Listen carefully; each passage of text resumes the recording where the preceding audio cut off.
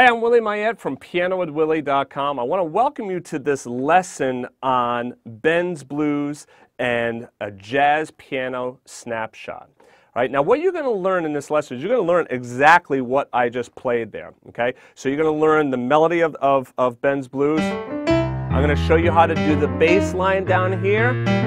We're also going to talk about these rootless chord voicings.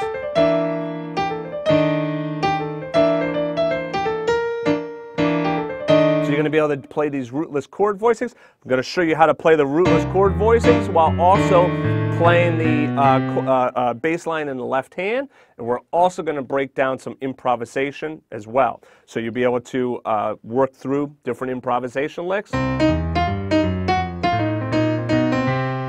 If you've never improvised before, don't worry, this course breaks it down very, very simply. We're going to go through different scales.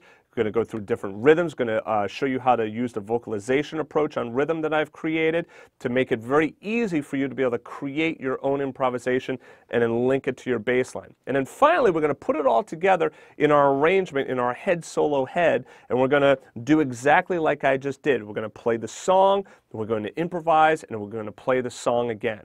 So this is a great snapshot of jazz piano. You're going to get bass lines, you're going to get chords, you're going to get comping, you're going to get the melody stuff, you're going to get your 12-bar blues, you're going to get improvisation, you're going to learn about chord tensions, you're going to learn about different rhythms. There's a lot of information in here that you're going to learn about, and we're going to deal a lot with improvisation, playing and resting, and then most important at the end, I'm going to talk to you about some different practicing techniques as well.